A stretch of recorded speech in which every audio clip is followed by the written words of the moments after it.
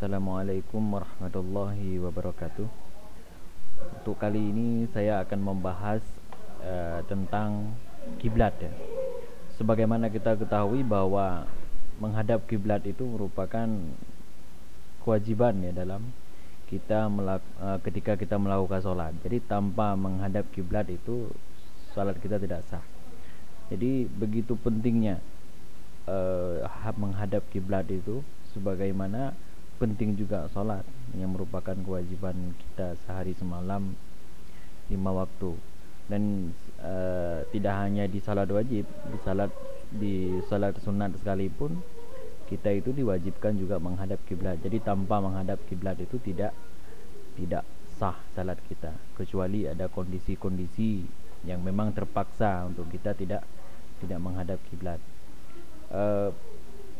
Pengetahuan menghadap kiblat ini begitu penting ya bagi kita yang tidak hidup di sekitar Ka'bah. Jadi kalau kita hidup di sekitar Ka'bah dan kita bisa melihat Ka'bah ya, ini sangat mudah bagi kita untuk menghadap kiblat. Karena kenapa? Ka'bah itu berada di depan kita, dan ketika kita sholat ya kita langsung menghadap terhadapnya. Bisa kita lihat ketika orang sholat, kita lihat di Ka'bah itu kan bentuknya melingkar ya. Misalnya ini Ka'bah, kita lihat safnya itu kan melingkar. Nah, melingkar itu adalah semua karena ingin menghadap ke Ka'bah itu ya. Namun ketika kita makin jauh dari Ka'bah kan tidak terlihat lagi Ka'bahnya. Nah, di situ kita harus mengetahui kemana sih sebenarnya arah itu ya.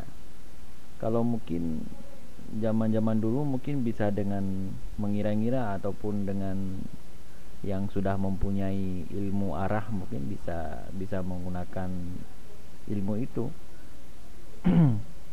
Tetapi untuk sekarang itu dengan perkembangan teknologi dan ilmu astronomi pun sudah sangat berkembang, sehingga sebenarnya menentukan arah kiblat itu bukan merupakan sesuatu yang sulit ya. Sebagai contoh, misalnya ketika kita ingin menentukan arah kiblat sebuah tempat, kita bisa menggunakan seperti software Google Earth ya. Software Google Earth itu sangat mudah digunakan. Jadi misalnya kita ada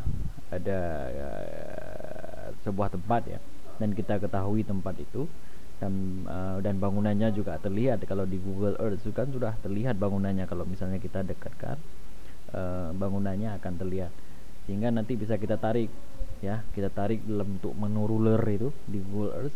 Kita tarik dari tempat kita berada itu ke atas Ka'bah. Jadi kita klik di sana, di tempat kita klik ke Ka'bah, sehingga kita tahu relatif antara bangunan kita dengan arah kiblat, sehingga kita waktu mengatur sajadah itu bisa kita miringkan berapa derajat dari bangunan, tergantung berapa miringnya tadi. Nah, kita kembali lagi dengan arah kiblat ya. Sebenarnya dulu ulama-ulama kita itu sebenarnya sudah bisa ya menentukan arah kiblat dengan beberapa macam perhitungan, dengan beberapa jenis perhitungan ya. Namun yang jadi masalah sebenarnya itu bukan perhitungannya, tetapi penerapan perhitungan itu ke lapangan.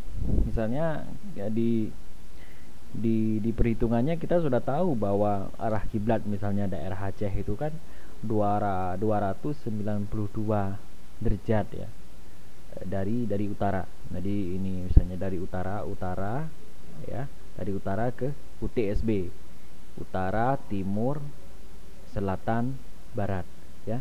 Jadi sekitar 2190 derajat. Dan itu mudah kita bisa menghitung dengan menggunakan rumus-rumus yang ada. Tapi ternyata penerapan rumus itu yang 292 derajat itu ketika kita terapkan di lapangan, di situ sebenarnya nanti akan menjadi permasalahan. Jadi misalnya ketika kita mengukur dengan menggunakan kompas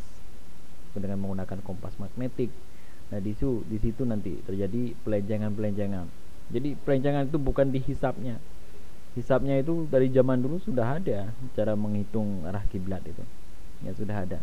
Tapi alat untuk mengukur menerapkan yang 292 itu ke lapangan itu yang sulit.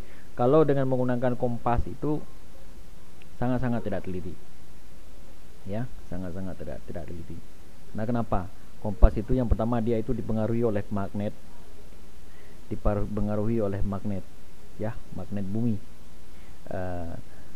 Nah, kalau dia dipengaruhi oleh magnet, berarti kalau dekat dengan besi, dekat dengan pesawat elektronik, ya. Kalau misalnya tanah yang kita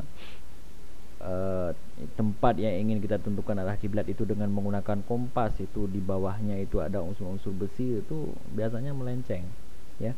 Biasanya melenceng dari arah sebenarnya yang seharusnya misalnya arah utaranya begini, malah melenceng seperti ini, sehingga itu yang jadi masalah, ya, sebenarnya.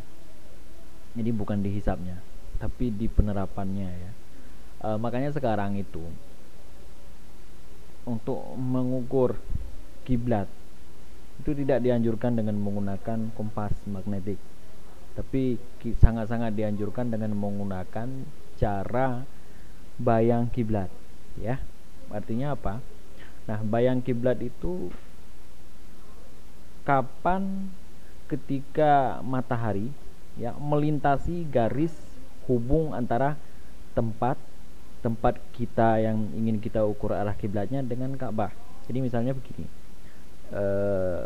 misalnya ya ingin kita ukur kiblatnya kan di sini, ya, di sini misalnya, kemudian Ka'bahnya di sini misalnya. Jadi kita tarik garis, kita tarik garis misalnya, ya, garis imajiner kita tarik ke Ka'bah. Begitu juga kalau kita ukur arah kiblat di Aceh, ya, kita tarik garis dari Aceh ke Ka'bah. Nah, ketika matahari itu melewati garis itu, nah, disitulah akan menghasilkan bayangan. Nah, bayangan ketika matahari melewati garis hubung antara suatu tempat dengan Ka'bah, itulah arah kiblat. Bayangan itulah yang akan menuju ke arah kiblat. Karena kenapa? Ketika dia melintas garis hubung antara suatu tempat dengan Ka'bah, ketika matahari melewati itu, otomatis kan arah bayangan itu akan mengarah ke Ka'bah, ya, akan mengarah ke Ka'bah. Nah, itulah ketika saat itulah kita mengukur kiblat. Jadi misalnya untuk hari ini kita hitung jam berapa sih matahari itu melewati itu, jam berapa matahari membentuk bayangan yang mengarah ke kiblat. Nah, pada saat itulah kita menentukan arah kiblat.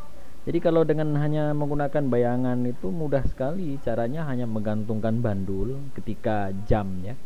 Ketika jam di mana matahari menghasilkan bayangan ke arah kiblat, itu caranya hanya menggantungkan bandul, ya, digantungkan batu aja, bandul, tali, ya. Tali itu digantungkan dibuat bandul. Nah, itu arah itu, ya, akan menghasilkan bayangan nanti. Nah, bayangan itulah akan mengarah ke kiblat. Itu lebih akurat daripada kita menggunakan kompas magnetik. Termasuk ini, ya, termasuk di Android sekarang kan banyak sekali software yang untuk mengukur arah kiblat, ya. Tapi untuk sendiri, untuk praktis oke lah, ya, karena tapi kalau untuk mengukur masjid tidak boleh, ya. Kita melihat ini contohnya misalnya ini, ya. Ini merupakan arah kiblat. Jadi ini kan ada, ini saya download di Google Play, di Play Store, ya. Ini prayer time namanya. Ini kalau menurut saya bagus, ya. Jadi kalau kita lihat di sini arah kiblat ini, ya. Kalau ini masih merah biasanya harus kita putar-putar seperti ini untuk kalibrasi sampai merahnya hilang ya.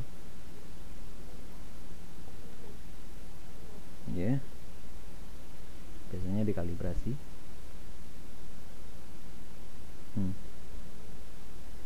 Nah, ini sudah pas. Jadi ini, ya. Ini salah satunya. Dan perlu diperhatikan bahwa ini juga terpengaruhi oleh magnetik, sehingga kalau ini kita dekatkan dengan jam tangan itu akan bergeser. Makanya boleh menggunakan ini misalnya untuk bangunan-bangunan yang kecil, jangan masjid ya. Itu tidak recommended, tapi untuk darurat oke lah. Itu jangan diukur pada satu sudut saja. Misalnya ada bangunan segi 4, tolong diukur itu di empat itu, pokoknya diacak ya. Sekarang ngukur di sini, kemudian jalan ke pojok sana ngukur lagi, jalan ke pojok sana itu ngukur lagi, ke sini nanti ngukur lagi. Coba lihat, kalau misalnya keempat-empatnya itu beda, itu jangan digunakan dulu. Tapi kalau misalnya empat-empatnya udah benar, itu empat-empatnya sama tadi, empat-empatnya pada saat mengukur arahnya misalnya ke sana, di sana juga arahnya sama, di sana juga arahnya sama, maka itu bisa digunakan karena itu udah akurat ya. Karena apalagi ruangan seperti ruangan saya ini di lab ini kan penuh dengan komputer, alat-alat elektronik, ini sangat mempengaruhi. Tapi karena bangunan ini saya sudah mengukur dengan dengan Google Earth terhadap bangunan ini, makanya saya mengetahui bahwa kiblat di sini agak miring. Nah, oleh karena itu yang harus digunakan ya. Itu yang harus digunakan. Jadi jangan gunakan kompas kecuali untuk praktis saja, tapi untuk masjid-masjid itu tidak recommended. Nah, jadi gunakan matahari ya, bayangan ketika matahari itu melewati garis hubung antara sebuah tempat dengan Ka'bah. Itu bisa dihitung, ada rumusnya, bisa dihisap ya, ada rumusnya. Anda silakan download di internet, itu sangat mudah. Rumus software itu sangat banyak, tinggal Anda masukkan tanggal, koordinat tempat Anda, dan Anda akan mengetahui itu bayangan kiblat terjadi jam berapa. Ya, ketika bayangan kiblat itu tinggal gantungkan bandul saja, ikuti bayangan itu. Sudah, itu lebih akurat dari menggunakan kompas magnetik. Ya.